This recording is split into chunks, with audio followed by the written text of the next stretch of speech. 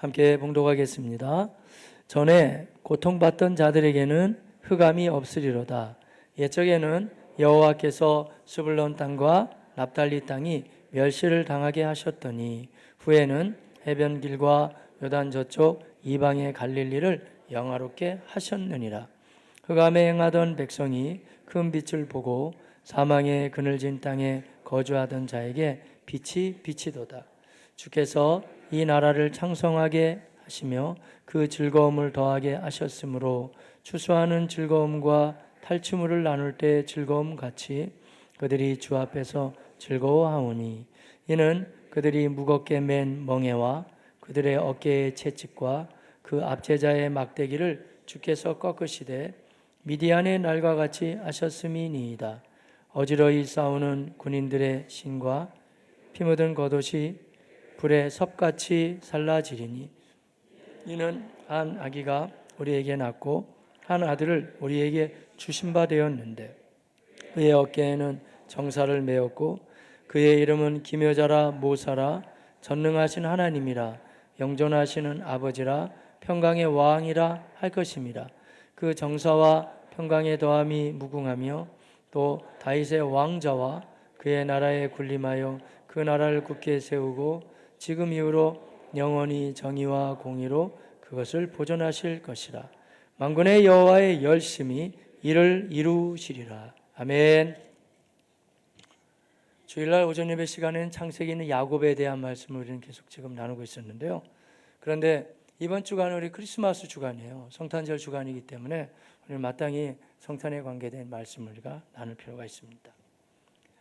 우리가 하나님을 믿으며 이렇게 신앙생활을 해나가고 있는데 믿음 생활을 할 때 말이죠. 성경을 통해서 배우거나 여러 가지 하나님의 일하심을 우리의 생각과 사고방식과 논리와 이성과 지성으로 이해할 수 있어요. 이해할 수 있는 영역이 있죠. 하나님이 이렇게 일하시는구나. 하나님이 이렇게 해서 하나님의 계획으로 이런 내용을 펼쳐가신다는 걸 알 수가 있거든요. 그런데 우리가 한 가지 또 다시 인정해야 되는 것은 아무리 공부를 많이 하고 해박한 지식이 있다 해도 사람의 이성과 지성을 가지고 하나님의 일하신가 하나님을 다 알 수가 없어요. 그런 영역은 믿어야 될 영역이 꽤 많습니다. 예를 들자면 태초에 하나님이 천지를 창조하시느라 성경은 처음부터 어느 면에서 인간의 논리에 하나님께서 말씀하시지 않습니다. 여러분 논리적으로 이성적으로 과학적으로 태초에 하나님이 천지를 창조하시는 것도 말씀 한 가지를 가지고 탁탁탁 이게 이해가 되냐고요. 여러분 어떻게 지성으로 담아요? 과학으로 어떻게 검증되고 그건 할 수가 없는 겁니다. 여러분 그래서 아무리 생각해봐도 이치적으로 믿겨지지 않기 때문에 과학자들은 여러 가지 가설을 세우기도 하고 뭐 우주 팽창설, 폭발설 지금 얘기 많이 하잖아요. 그런데 그것도 사실 너무 모순되는 게 과학이라는 것이 뭐 가설이고 하나의 이제 법칙을 발견해내는 건데요. 여러분이 저보다 뭐 자연과학이라든지 이런 과학적으로 훨씬 많이 하신 분이 더 많이 계시겠죠. 그런데 그 과학이라는 이름하에 다 진행되고 있지만 뭐 이런 얘기 아니에요. 다른 건 아직까지도 지금 발견한 행성 가운데 생물이 살고 있는 별은 우리가 발견하지 못했거든요. 근데 여러분 그 많은 별 가운데 더 많이 뭐 이제 탐사를 나서겠죠. 그런데 지구와 같이 생물체가 이렇게 생존해 있고 또 물이 흘러다니고 마시고 먹고 생존하고 이런 별이 또 어디 있나요? 그러니까 이렇게들 얘기하죠. 우주에서 폭발이 일어나는데 뻥뻥 터지다 봤는데 여러 가지 이제 행성들이 있잖아요. 태양계라는 이제 하나의 이제 모집이 모이게 되는데 그 가운데도 아주 운 좋게 태양을 중심으로 해서 지구가 딱 달라붙었는데 말이죠. 너무 가까이 가면 뭐 다 알다시피 타 죽거든요. 멀리 가면 얼어 죽잖아요. 근데 참 운도 좋게 딱 가운데 달라붙어 가지고 타지도 않고 얼지도 않고 그런다는 거. 그리고 또 이것도 약간 기울어지게 있어 가지고 사시사철이 있고 자전과 공전이 되는데 더 이상 설명이 안 되죠. 그러니까 뭐 어떻게 설명해야 되나요? 운 좋게 어떻게 이런 별이 생길 수 있을까? 그렇게 얘기한단 말이에요. 그게 더 모순이에요, 사실 따지고 보면. 그래서 뭐 미국이든지 서구 같은 데서는 사이언스 이제 과학에 이제 지적 설계론을 넣죠. 왜냐면 누군지 하나님이라고 인정하고 싶지 않지만 이게 저절로 된 것 같지는 않다. 뭐 이런 얘기 아니에요, 결국에는. 인정하면 되죠, 그냥 하나님이라고. 네, 하나님이 하셨다고 하니까. 이 성경에 보면 처음에 창세기 1장 1절에 태초에 하나님이 천지를 창조하시니라. 아멘. 아멘 약해요. 왜냐하면 여러분 우리는 다 알고 목사님 그 줄부터 알고 있잖아요. 예. 조금 전에 우리가 사도신경 할 때도 전능하사 천지를 만드시 알고 있죠. 믿고 있습니까? 이 사실 알고 믿을 때 그야말로 어느 면에서는 천지가 개벽할 소리죠. 왜냐하면 사람들이 도대체 이 세계는 어떻게 됐을까? 나 어디서 왔을까? 어디로 갈까?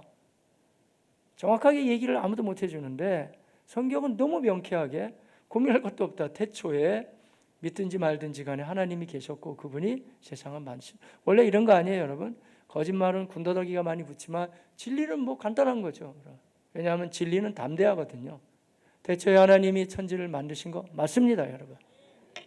근데 그 영역이 우리의 과학과 진리와 논리를 가지고 담을 수 없다니까요. 이성으로 못 담고. 그러니까 그건 그냥 믿는 영역이에요. 그러니까 이 믿음의 세계라는 거는요, 물론 우리가 기독교가 무식하지 않아요, 여러분. 굉장히 논리적입니다. 그리고 여러분도 알다시피 이 기독교의 복음이 들어가는 곳에는 꼭 학교들이 세워지잖아요. 대한민국이 조선 땅도 기독교의 빚진 바가 많습니다, 여러분. 유수의 대학들 다 기독교에 의해서 나왔잖아요. 괜찮은 학교, 뭐 교육 시스템 다 여기서 나오죠. 그러니까 사실은 이 하나님을 믿고 나가는 것은 상당히 이성적이고 논리적이고 지성적이지만 하지만 그게 전부 다는 아니라는 거예요. 인간의 노력으로 생각으로 그렇게 할 수 있지만 나쁘다는 건 아니지만 그래서 뛰어넘는 영역이 믿음의 영역입니다. 하나님이 만드셨구나. 뭐 이런 얘기 몇 가지 더 해볼까요, 여러분? 그리고 성경은 계속 진행하다가 하나님 이스라엘이라는 민족을 택해 주시는데 그 백성들이 애굽에서 종살이 하다가 430만에 나오거든요. 나올 때 애굽의 사람들은 이스라엘 백성들을 놔주기를 원하지 않았어요. 종으로 부려먹기 편하니까. 그러니까 처음에는 놔줬다 나 쫓아오잖아요. 군사를 다 동원해서. 그랬을 때 그건 정말 놀라운 일이거든요. 하나님 모세를 통해서 지팡이를 치라 하니까 바다가 쫙 갈라졌어요. 폭포가 됐다 그랬거든요. 놀라운 일이죠. 밀물썰물 해가지고 조수간만으로 가는 게 아니고 딱 섰단 말이에요. 그 가운데로 백성들이 나오게 됐어요. 할렐루야. 놀라운 역사들이 많아요. 죽었던 자가 살아나는 경우도 있고 되게 많죠.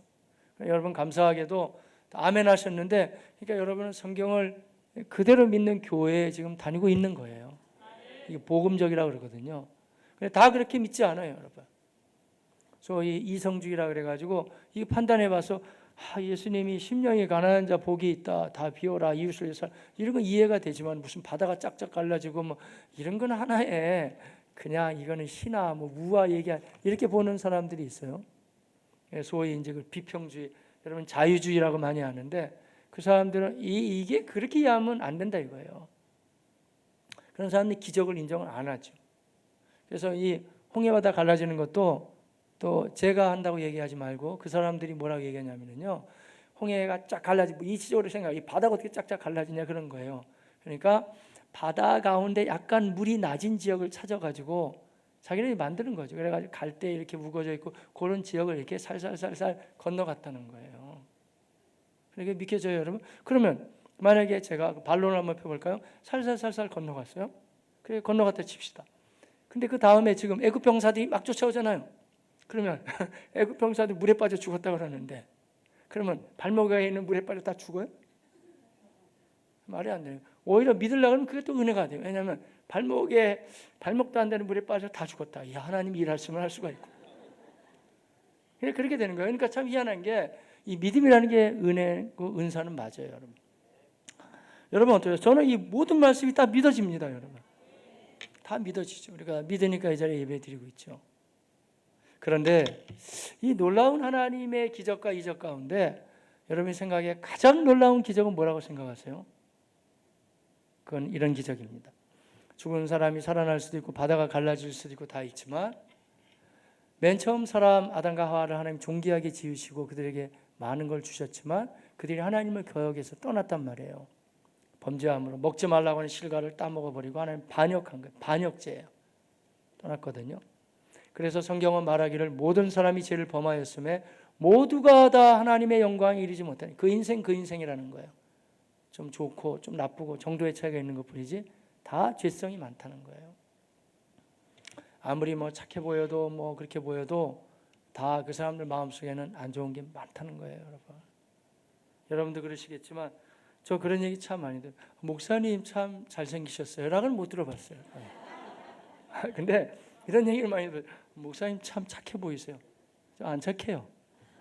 그렇지 않아요, 여러분. 만약에 제 속에 있는 걸 다 털어놓는다 그러면 저랬어? 이렇게 생각할 수 누구든지 그래요. 아무리 착해 보이는 사람도 여러분 그 사람 속에까지 들어갔다 나와봤냐고요, 여러분. 그러니까 인간이 죄성이 있는 건 맞는 거예요, 여러분. 죄성이 많아요. 하나님의 영광이 이르지 못했죠. 아무도 해결할 수. 그래서 인생의 한계, 괴로움, 또 슬픔, 허무함, 인생 문제들 이게 다 죄로 말미암아 파생됐거든요. 근데 이 문제를 하나님이 해결하기 위해서 하나님의 아들 예수 그리스도, 그러면 참 놀라운 비밀이에요. 성삼일체가 되시기 때문에 같은 하나님이시거든요. 그래서 어떤 때는 하나님의 아들로 표현했다가 하나님과 아들은 같다고도 표현했다가 신비롭거든요. 그런데 여러분 그 하나님이 시간과 공간에 묶이면 하나님이 아니에요. 근데 시간도 공간도 상관이 없어요. 우리는 시간에 묶이고 공간에 묶여요. 아무리 잘난 인생도 지금 이 공간 속에 들어와 있거든요. 그리고 한 시대를 살다 가는 거죠. 묶인단 말이에요, 우리는. 하나님은 상관이 없어요. 시간도 공간도. 그러니까 하루가 1000년이고 1000년이 하루 같다 그러잖아요. 아무 상관이 없는 우리 인간의 지혜로 다 담을 수 없는 그 하나님이 잘못은 인간들이 했는데 그 죄를 용서하기 위해서 시간 공간 속으로 하나님이 들어오신다는 거예요. 그날이 바로 크리스마스 성탄절이고 하나님이 사람이 되시는 거. 하나님의 아들이 사람이 돼. 이게 가장 홍해가 갈라지고 뭐 사람이 죽었다가 일어나고 뭐 나사로 일어나고 그러잖아요. 그런 것보다 훨씬 더 놀라운 하나의 사건이라는 거예요, 여러분. 기적 중에 기적은 바로 이 기적입니다. 사람들은 예수가 왜 오셨는지, 그리고 우리를 위해서 뭘 하셨는지, 왜 교회는 예수만 부르는지 모르는 사람도 많죠. 사람들은 또 때로는 이해할 수 없다고 그래요. 왜 예수만 얘기하냐고. 사람들은 이해할 수 없네. 주를 보낸 하나님 사랑. 하지만 그 사랑이 나를 살게 하네. 갈보리의 구속의 사랑. 그게 바로 그리스도인의 삶이거든요. 사람들 뭔 예수만 자꾸 얘기하냐 할지 모르지만 이 사실을 알게 될 때 인간이 그래서 한계가 있고 괴롭고 싸우고 부딪히고 난 그러고 싶지 않지만 시기하고 있고 질투하고 맨 이렇게 사는구나. 그러다가 아프고 골마 터지고 결국은 죽고 이게 인생이에요, 여러분. 뻔해요. 가는 길이 거의 뻔해요. 없으면 없는 대로 괴롭고 있으면은 딴짓해서 괴롭고 이런 거 아니에요. 그런데 그 어두운 인생 가운데 하나님의 아들 예수 그리스도가 오시고 우리의 죄를 용서하시고 예수만 믿으면 된다고 할 때 그 사실이 여러분 제대로 믿어지게 되면 이 흐트러지고 산만했던 생각이 딱 조합이 되는 거예요. 어두운 인생이 밝아지는 거예요. 죽음에서 생명으로 옮겨지는 거예요. 놀라운 일이죠, 여러분. 이거 같은 신비가 어디 있습니까, 여러분? 공부해도 안 되고 연구해도 안 되고 도 닦아도 안 되는데 예수 그리스도 하나님의 아들이 나 때문에 오셨고 나의 죄를 십자가에서 해결하셨다는 사실을 내가 믿어지는 순간부터 마치 뭐라고 표현할까요? 요새는 잘 눈이 안 오지만 겨울 같은데 눈이 오면 꽁꽁 얼어붙잖아요. 그 소금 뿌려도 안 되고 염화칼륨은 다 안 돼요. 조금 뿌려 놓을 수 있지만 그러나 날씨만 따뜻해지면 다 녹아버리잖아요. 비슷한 이치죠. 예수의 복음이 우리 가운데 들어오게 될 때 모든 것이 다 바뀌어짐을 여러분 감사히 여기시길 바라겠습니다. 그런 거예요. 그래서 사람들은 이해할 수 없다고 하지만 아니에요. 우리는 이해할 수 있습니다. 그리고 하나님의 아들을 보낸 그 사랑과 그 기적이 결국 우리를 살려냄을 다 여러분 감사히 여기시기를 바라겠습니다. 그래서 성경은 온통 다 사실은 이 예수에 대한 이야기를 그렇게 전해주기를 원해요. 우리는 기독교라고 얘기를 기독교라는 게 원래 한자어에서 우리가 그냥 그 음을 따서 하는 건데요. 중국에 이게 거쳐서 오잖아요, 한문이. 그런 거지. 원래는 더 정확한 발음은 그리스도교예요. 우리가 약간 더 펼쳐본다면 예수 그리스도를 믿는 교회예요. 그리스도교. 근데 기독이라는 말이 원래 예수님을 의미한다고 하지만 뭐 의미가 좀 명확치는 않거든요. 그냥 그리스도교. 그러니 여러분 그리스도교에서 이 예수를 전하는 이 우리가 교를 믿는데 만약에 예수를 안 전하면 뭘 전해요? 전할 수는 있죠.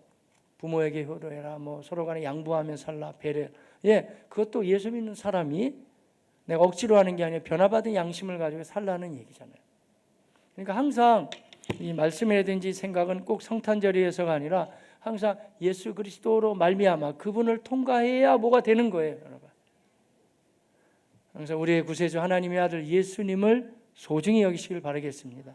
그래서 그분이 오셔서 우리의 죄를 다 담당하시고 십자가에서 처절하게 또 주님이 매맞고 몸짓고 무시당하고 하시면서 죽으시며 다 이루었다고 하셨기 때문에, 그리고 3일 만에 다시 살아나셨기 때문에 그 예수의 죽으심과 살아남이 우리의 삶을 전 인격을 다 바꿀 수가 있다는 거예요. 이 사실을 다시 한번 확신하시기를 바라겠습니다. 설령 인생이 아무리 어두워도, 또 오늘 예배에 참석하는 상황이 참 다양하셨겠죠. 여러분 가운데 그래 오늘 교회 가는 날이야 즐겁게 나오신 분도 계시겠지만, 또 삶이라는 게 그렇게 만만치 않잖아요. 여러 상황 속에서 나왔겠죠. 마음이 지금 아무리 어두워도, 또 생각이 너무 엉클어져 있어도, 가정생활이 지금 말이 아니어도, 우리 몸 컨디션도 그렇고 정신세계도 그렇고 막 너무 힘들어도, 그러나 예수의 빛은 다 해결할 수 있으십니다. 왜냐하면 모든 요소가 아무리 갖다 대도 이게 다 죄로 말미암아 파생된 거란 말이에요.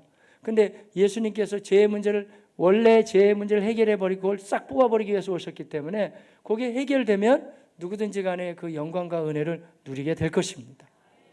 예수 믿으면 변화될 수 있습니다. 예수 믿으면 승리할 수 있습니다, 여러분. 그 확신을 가지시기를 바라겠습니다. 오늘 본문은 예수님이 직접 태어난 내용도 아닌데 제가 이걸 가지고 어쩌자고 성탄의 메시지를 좀 전하겠다고 왜 들고 나왔을까요? 이 얘기는 예수님이 오시기 전에 한 734년 전, 정확히 얘기하자면 BC 734부죠. 아시다시피 성경도 그렇지만 세계 역사는 BC와 AD로 나눠집니다. 성경은 구약과 예수 오시기 전과 오신 다음 신약으로 나눠지죠. BC, Before Christ, 예수 오시기 전. AD, 지금 AD잖아요. 에노 도미니, 라틴 말이지만 지금은 예수 오신 다음에, 뭐 구태여 영어를 쓴다 그러면 After Christ가 더 맞겠죠. 그리스도 다음에, 그리스도 전에 딱 나눠진단 말이에요. 그런데 오늘 말씀은 BC예요. BC. 예수 오시기 전, 그것도 무려 734년 전. 만약에 지금부터 따져나가서 우리 연대로 따진다면 조선왕조를 뛰어넘죠. 한 고려시대쯤 되겠죠. 그러니까 그때에 예수가 오신다는 것을 미리 이사야 선지자라든지 선지자들이 다 하나님의 영을 받아서 지금 예언을 하고 있는 거예요. 그래서 그것을 우리는 선지서라, 미리 본다고 선지서죠. 선지서에서 어떤 말씀을 우리 가운데 허락해 주시냐면은 바로 이런 얘기. 아무리 힘들어도 내가 그 가운데 세상의 빛, 생명의 빛, 평강의 왕이 되시는 그분을 보낸다, 이런 거예요. 이 당시에 이스라엘은 아주 혼란했습니다. 지금 제가 정확하게 연도를 지금 짚고 있는 이유가 있어요. 이때 이스라엘도 우리나라 상황하고 비슷하게 남북이 이렇게 나눠져 있었어요. 근데 이 북쪽이 먼저 망해요. 북쪽이 BC 720년에 망하기 때문에 거의 지금 이제 망하는 단계에 있거든요. 그리고 남쪽도 형편이 없었어요. 남쪽 나라도 아주 어려웠어요. 남유다, 북이스라엘 다 지금 어려운 상황이에요. 정치, 안보 이런 문제 전부 다 국방. 앞이 안 보이는 거예요. 굉장히 혼란하고 어려운 때죠. 남유다의 왕은 당시에 아하스였어요. 그래서 우시야, 요담, 아하스, 히스기야, 므낫세 쭉 나가는 계보거든요. 그러니까 아하스 왕이었는데 그 아하스 왕도 안 좋은 왕이었어요. 나라는 혼란하고 아주 어렵고 정치적인 것도 안 보이고 지금 안보도 불안하고 여러 가지 어려운 상황. 이게 그러면 지금부터 한 2700년 전의 얘기인데 생각해보면 한반도 상황도 꽤 유사하지 않아요? 여러분 보면은 어느 때나 그래요. 인생 사는 게 다 불확실하고 어렵고 산다는 게 힘들고. 그런데 이때에 하나님이 놀라운 메시지를 전하는 거예요. 너희 죽지 않는다. 그리고 이 가운데 아무리 세상이 혼란하고 혼탁하고 어려워도 이 빛을 보고 따라오면 되는데 너희 가운데는 한 아기가 태어나게 될 것이고 그분은 빛으로 오시고 평강의 왕이다 말씀해 주시죠. 예수님 오시기 전에 700여 년 전의 얘기지만 마치 예수님을 옆에서 보는 것처럼 정확하게 그분이 어떤 역할로 오시는지를 우리에게 잘 말씀해 주시죠. 자, 1절, 2절 같이 보겠습니다. 전에 고통받던 자들에게는 흑암이 없으리로다. 옛적에는 여호와께서 스불론 땅과 납달리 땅이 멸시를 당하게 하셨더니 후에는 해변길과 요단 저쪽 이방의 갈릴리를 영화롭게 하셨. 자, 이 말씀이 뭐냐면요, 이런 거예요. 전에는 고통받고 흑암에 있던 사람들이 뭔가 이제 새로운 은혜를 경험하게 되네. 옛적에 스불론 땅과 납달리 땅은 어디냐면요, 지파가 나누어질 때 이제 말하자면 예루살렘, 베들레헴 이런 데는 좀 밑에예요. 유다 지파 이런 데는. 그런데 여기 스불론, 납달리는 위에였거든요. 변방이에요. 똑같지는 않지만 우리로 친다면 저기 뭐 강원도 골짝 뭐 이쯤 되겠죠. 강원도에서 오신 분들 미안합니다만, 아이가 비유하자면 그렇게 되는 아주 외진 지역이란 말이에요. 그런데 이제 그 가운데 거기 또 갈릴리라는 데가 있는데, 갈릴리라고 하는 곳을 주님이 영화롭게 하시겠다는 거예요. 갈릴리라는 거예요. 갈릴리는 뭐가 생각나세요? 예수님이 성장하신 곳이에요. 예수님은 태어나시기를 베들레헴에서 태어나셨지만 나중에 주로 갈릴리 지역에 성장. 갈릴리는 이제 넓은 개념의 지형이고, 그 가운데서 예수를 뭐라고 불리죠? 나사렛 예수? 맞아요. 갈릴리 가운데 동리는 나사렛에서. 그러니까 충청남도 뭐 천안, 아산 뭐 이런 식이 되겠죠. 우리 비유한다면. 그러니까 그 지역에서 갈릴리 지역 가운데서도 특별히 나사렛에서 성장하셨다는 거예요. 그러니까 여기 인정 안 해요, 이 지역을. 요한복음에도 보면 1장에 왜 예수님 제자 나사렛에서 뭐 선한 게 나오겠냐 이러잖아요. 그러니까 이거는 스불론, 납달리 땅은 아주 그냥 외진 지역이고 변방이었기 때문에, 그런데 나오면 예루살렘에서 나오지 무슨 그런 데서 나오냐, 인정을 안 한단 말이에요. 그래서 하나님 말씀하시기를 그 외지고 소외당하고 힘들고 어려운 그들에게 비로소 빛이 비친다 이거예요. 이게 여러분 크리스마스 메시지입니다.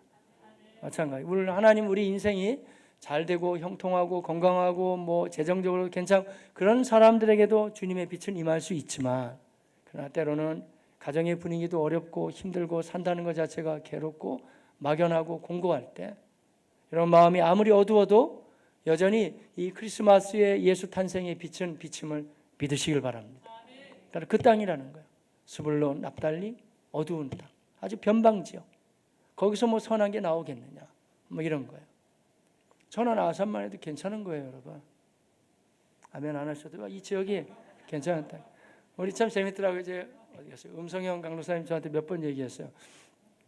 안산에 있다가 이제 이쪽으로 이제 청빙받아 오시게 됐는데, 그 천안, 그래서 여기 할아버지가 예산에 사신대. 예산을 한번, 천안하고 예산 가깝잖아요, 아산하고. 그래서 갔다 왔는데 거기 가보니까 토끼 키우고 뭐 소 키우고 뭐 돼지 키우고 이랬다는 거예요.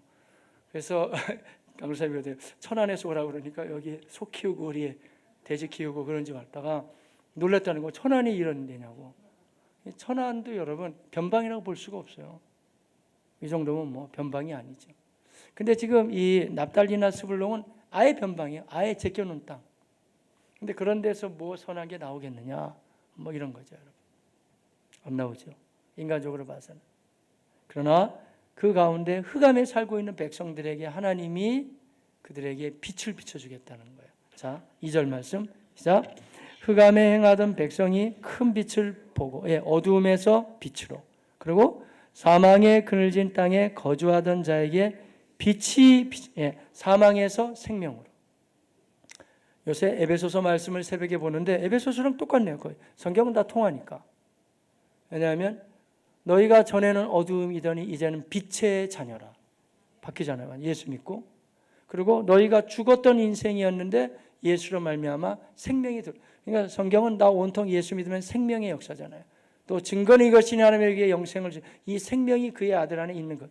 아들이 있는 자에게 생명이 있고 하나님의 아들이 없는 생명이 없느니라. 굉장히 중요한 말씀이거든요. 예수 안에는 생명이 있습니다, 여러분. 그러니까 죽었던 인생에서 살아나게 되고, 그리고 흑암에서 빛으로 바뀌어지는 게 예수님의 역할이에요, 여러분. 예수를 믿으면 그 빛이 이 세상의 빛이고, 이 빛은 생명의 빛이 되기 때문에 예수의 빛이 비치게 되면 모든 변화가 나타남을 여러분 다 믿으시기를 바라겠습니다. 그래서 우리가 성탄절 주간을 맞이하면서 이미 주님을 믿는 분들은 과연 내 가슴 속에 이 크리스마스의 빛이, 예수 그리스도가 생명의 빛이 되신다는 확신이 있는가? 매번 맞이하는 크리스마스가 아니고 그야말로 첫 번째 크리스마스를 맞이하는 것처럼, 내가 정말 이 주님이 오셔서 나를 어둠에서 빛으로, 사망에서 생명으로 살려주셨다고 하는 그 은혜가 모두에게 넘쳐나시기를 바라겠습니다. 그게 있어야 성탄의 기쁨과 크리스마스의 능력으로 일어날 수가 있겠죠. 이런 거 아세요? 하나님은 모든 걸 다 예비해 놓으세요. 다 주시기를 원하시고 우리가 구원받는 길도 있고 풍성한 길도 다 있잖아요. 그런데 성경을 통해서 보면 우리 하나님은 안 먹겠다는 사람 억지로 막 입을 벌리고 갖다 막 집어넣고 그런 하나님이 아니에요. 인격적이세요. 선악을 알게 하는 열매를 못 떠먹게 할 수도 있었죠. 하나님 막아버리면 끝나니까. 모든 걸 다 하나님이 해보시면 돼요. 그 사람 마음을 변화시켜 버려도 되고 다 되죠. 그러나 다 예비해 놓으시고 결정과 결단은 여러분이 하는 거예요. 굉장히 인격적이시죠. 그래서 이 성탄절의 이 놀라운 기쁨과 성탄의 기쁨과 은혜를, 크리스마스의 이 놀라운 빛의 은혜를 여러분 다 누리시기를 바랍니다. 근데 반면에 누리는 사람도 있고 그렇지 못하는 사람도 있어요. 왜 그러냐면 내가 사모하는 가운데 그렇지 크리스마스 성탄의 은혜를 난 누릴 거야, 이런 마음들이 있는 자들에게, 사모하는 심령들에게 주께서 성탄의 기쁨을 주실 것입니다.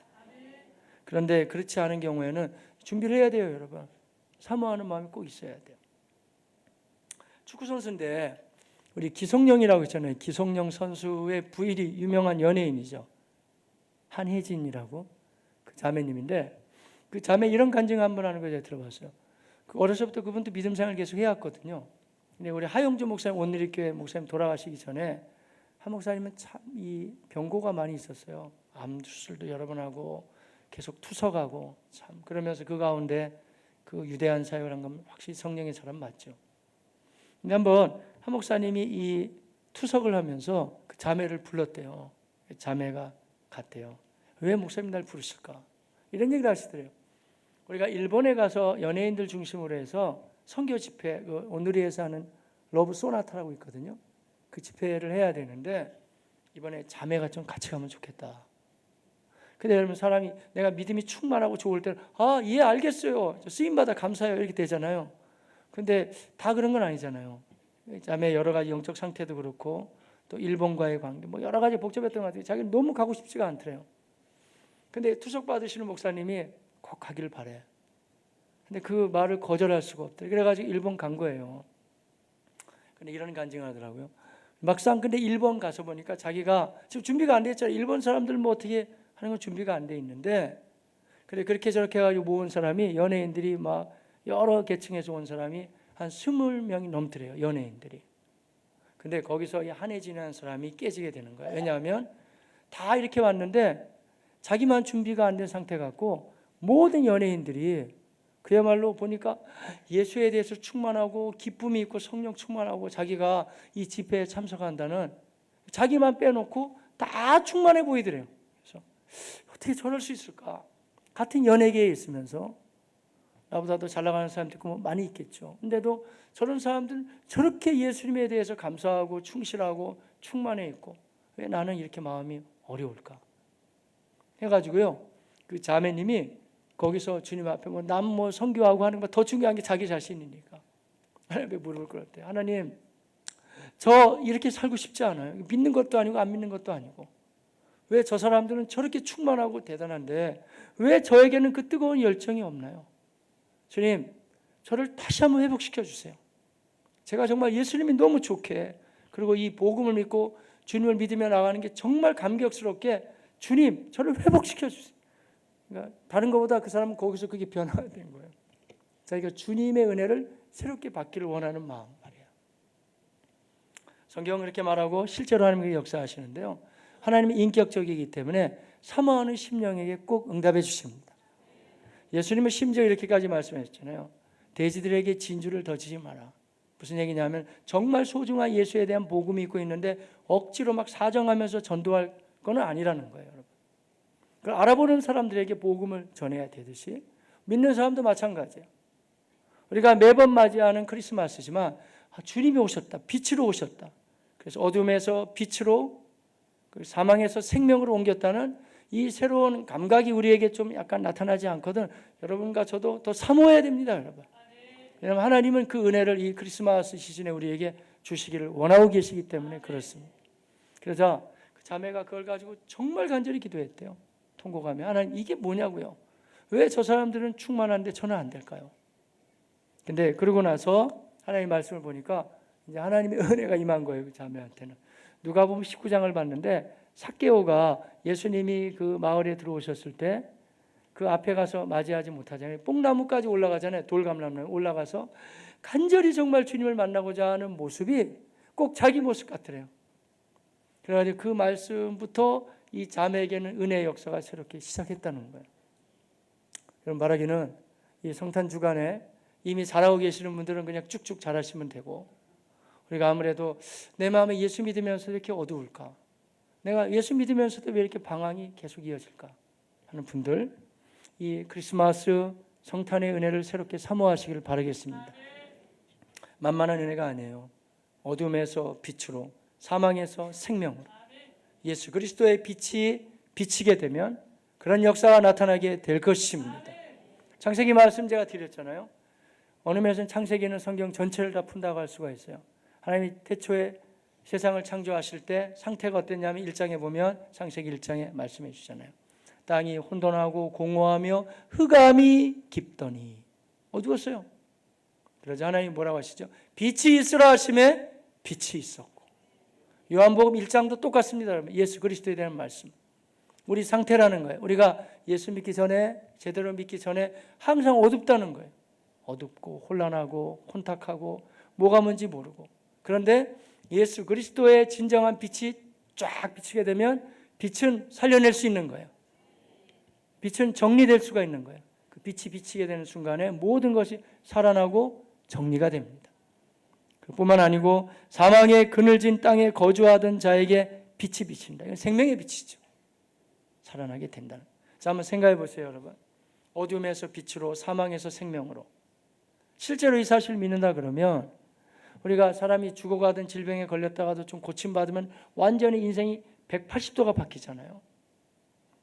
저하고 가까이 지내는 목사님이신데 저는 그분에게 그런 체험이 있다는 걸 최근에 처음 들었어요. 자기가 고등학교 시절에 아주 시골 동네였는데 교회가 하나 들어왔대요. 교회를 열심히 나갔대요, 혼자. 그래가지고 집안 식구들 다 전도했어요. 근데 이제 고등학교 졸업할 때쯤에 갑자기 호흡곤란이 와가지고 숨도 안 쉬어지고 너무 어려웠다는 거예요. 근데 병원에 가봤더니 이미 늦었다는 거예요. 폐가 한 3분의 2 이상이 다, 폐가 다 이제 기능을 발휘하지 못하게 됐잖아요. 어렵다고 병원에 손을 놔버렸어요. 정말 살고 싶은 마음이 있었다는 거예요. 저를 살려달라고 기도하는데, 공교롭게도 지난주 말씀과 좀 이어지네요. 지난주에 야곱이 꿈꾼 걸 얘기하다가 꿈만 따라가지 마시고 말씀을 붙잡으십시오 말씀드렸잖아요. 그러면서 제가 여운을 남겼죠. 때로는 그래도 하나님이 너무 못 알아들으면은 꿈으로라도 말씀하시는. 근데 이 목사님은 정말 특별한 은혜였던 것 같아요. 다 죽는다 그러고 숨쉬기가 너무 어려웠는데 살려달라고 하고 그날 밤에 잠이 들었대요. 근데 그 얘기 다 전하기는 어렵지만 그 꿈속에 예수님하고 어둠의 세력이 싸움이 벌어진 거래요. 근데 주님이 이기셨대요. 자기를 회방하던 세력을 다 이겨버려요. 그래가지고 다음날 아침에 눈을 딱 떴는데 말이죠, 갑자기 숨이 쉬어지는 것 같더래요. 그래가지고 주님이 날 고치신 것 같다 해가지고 그 다음날 진찰을 받는데 의사 선생님이 하도 그러니까 한번 찍어보자고 했는데 말 엑스레이를 딱 찍는 순간에 완전히 깨끗한 폐가 나왔어요. 그래가지고 지금 목사 됐어요. 너무 감사해가지고 하나님의 은혜에 감사해서.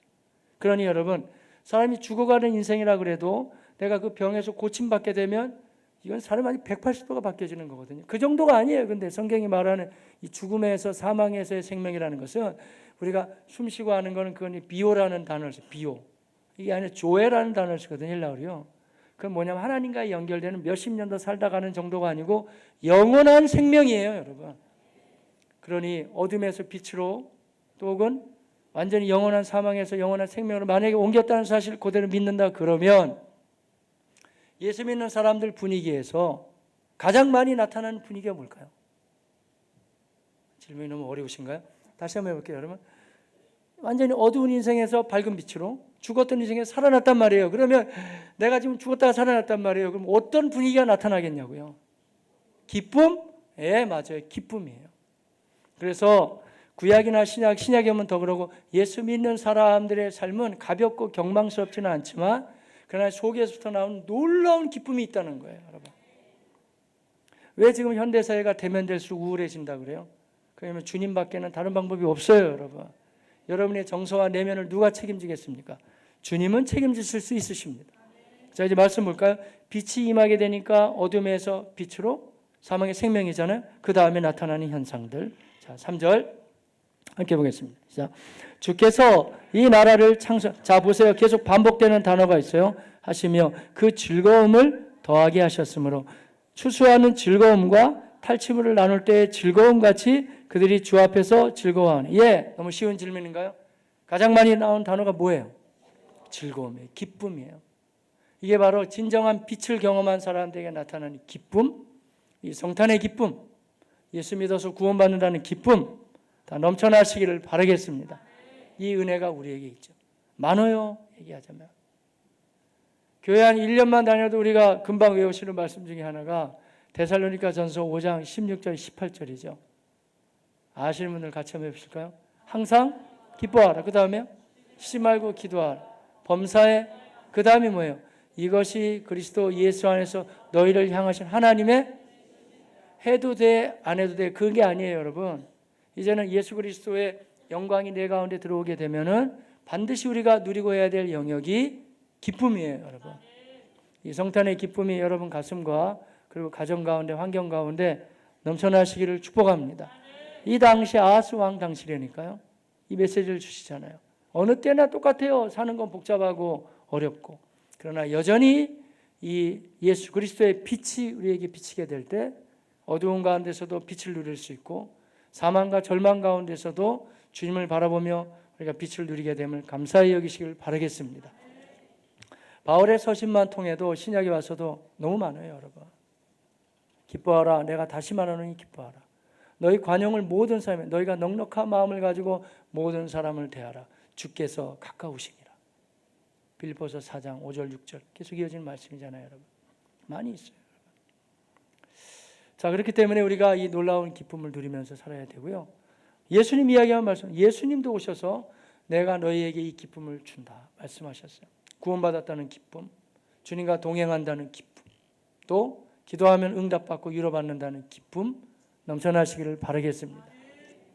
오늘도 우리가 확신만을 또 하겠습니다마는 예수를 믿고 하나님의 자녀가 된다는 건 대단한 일이에요, 여러분. 그래서 내가 예수 믿는 쪽으로 갔다가 뭐 다시 안 믿는 쪽으로 갔다가 나 혼자 생각이지 하나님이 그렇게 자녀를 소홀히 다루지 않아요. 그런데 중요한 것은 아직은 여기가 완전한 하나님 나라가 아니기 때문에 우리의 구원 사건은 하나님의 자녀가 됐다는 건 아무도 못 뺏어가지만 어둠의 세력이 여러분을 뺏어가는 영역이 있어요. 아직은 여기 천국이 완성되지 않았기 때문에 기쁨을 뺏어가요. 많이 뺏어가요, 여러분. 별로 기뻐하지 않는 거예요. 아주 괴롭게 살지, 오히려 인생은. 어떤 분이 우리가 죄인인데 뭘 이렇게 기뻐합니까? 그러니까 기쁘죠, 여러분. 왜냐하면 벌레만도 못한 죄인이 구원받았기 때문에 그 기쁨과 감격이 있겠죠, 여러분. 그리고 주님과 동행한다는 그 은혜 넘쳐나시기를 바라겠습니다. 나는 포도나무여 너희는 가지라. 그가 내 안에 내가 그 안에 거하면 사람이 열매를 많이 맺나니 너희가 나를 떠나서는 아무것도 할 수 없습니다. 요한복음 15장 5절이거든요. 비슷한 흐름으로 계속 이어져요. 동행의 기쁨이에요. 너희가 내 안에 거하고 내 말이 너희 안에 거하면 무엇이든지 원하는 대로 구하라. 그리하면 이루리라. 기도 응답의 기쁨. 근데 주님은 계속 말씀을 이어주시면서요. 요한복음 15장 10절에 내가 아버지의 계명을 지켜 그의 사랑 안에 거하는 것 같이 너희도 내 계명을 지켜 나의 사랑 안에 거하라. 같이 가자 이런 말씀. 내가 이것을 너희에게 이르는 것은 내 기쁨이 너희에게 충만하게 하려는 것이라. 그런 은혜가 넘쳐나시기를 바라겠습니다. 그래서 성탄의 은혜는 다른 것보다 나부터 먼저 이 구원의 기쁨, 동행의 기쁨, 응답받고 주님과 함께 한다는 이 은혜가 넘쳐나야 될 것입니다. 또 하나 더 오늘 말씀해 보면 그 빛으로 오신 예수 그리스도 그분이 주시는 은혜. 자, 4절 5절 같이 볼까요? 시작. 이는 그들이 무겁게 맨 멍에와 그들의 어깨의 채찍과 그 압제자의 막대기를 주께서 꺾으시되 미디안의 날과 같이 하셨. 어둠의 사탄의 세력은 계속 우리를 눌려놓는단 말이에요. 그런데 예수 믿게 되니까 모든 멍에 같은 걸 다 벗어버리게 된다는 거죠. 그러면서 어지러이 싸우는 군인들의 신과 피 묻은 겉옷이 불에 섭같이 살라지리니. 예, 어려운 말이에요. 섭이 뭐예요? 섭이. 섭섭할 뜻은 섭이에요. 섭이 뭘까요? 국어사전 찾아봐도 참 이 한글 개정판 성경 어려워요, 여러분. 때로는 쉬운 성경이라든지 이렇게 버전이 약간 쉬운 걸 같이 놓고 보는 게 유익하죠. 이 한글 성경의 유익한 점은 굉장히 무게감이 있어요. 하였느니라, 이르시되, 이런 표현. 우리가 평상시에 여러분 아버지하고 어머니하고 가족끼리 얘기하면 부부지간에 부인께서 이르시되 뭐 이렇게 말 안 하잖아요. 근데 성경에만 나와 있는데 대신에 무게감이 있거든요. 근데 한 가지 어려운 점, 너무 말이 어려워요. 섭같이. 섭이 뭐냐면 국어사전 찾아보면 나오는데요. 이 섭이라는 게 다른 게 아니고 18잖아요. 태워버리는 거. 18 이렇게 표현해주고 있어요. 쉬운 성경에 이렇게 나와요. 모두 땔감이 되어 불에 사라질 것이라. 쉽죠, 표현이. 땔감처럼. 그러니까 주님의 방해하는 어둠의 세력들의 세력을 완전히 땔감으로 다 없애버린다는 거예요. 성경이 이렇게 말합니다. 요한일서 3장 8절에 하나님의 아들 예수 그리스도가 나타나신 것은 마귀의 일을 멸하려 하십니다. 마귀의 일은 멀리 있지 않아요, 여러분. 마귀는 주로 굉장히 가까이 있어서 여러분을 공격합니다. 여러분의 생각, 마음, 그러니까 제가 기쁨을 뺏어간다고 그랬잖아요. 생각이나 아주 생각을 굉장히 복잡하게 만들어요. 그거 별로 주님의 뜻 아닙니다. 빨리빨리 가지를 치시길 바라겠습니다. 골몰하게 생각하느니 그 시간에 기도하시길 바랍니다. 마음이 너무 산만하고 어려워지고 걷다가면 섭섭하다 그러고 뭐 슬프다 그러지 마세요, 여러분. 물론 그런 마음도 있겠지만 별로 너무 사람을 의지하니까 자꾸 섭섭하다는 거예요. 사람보다는 하나님을 신뢰하면은 그렇게 많이 섭섭한 마음이 없어질 거예요, 여러분. 마음을 많이 지켜가시길 바라겠습니다. 또 하나 중요한 것은 어둠의 세력은 여러분의 습관을 공격합니다. 습관. 하나님 보시기에 불편한 거 하지 마십시오, 여러분. 근데 그 웬만하면 안 놔줄 겁니다, 그 세력이. 그러니까 애당초에 처음부터 습관을 잘 들이는 게 좋은데 이미 들어온 습관 같은 경우에는 단호하게 끊고 나는 여기서 주님이 승리했기 때문에 나도 승리한다는 믿음으로 이겨가시길 바랍니다. 이겨야 돼. 왜냐하면 주님이 미디안의 날과 같이 이게 무슨 말이냐면 사사기 말씀이거든요.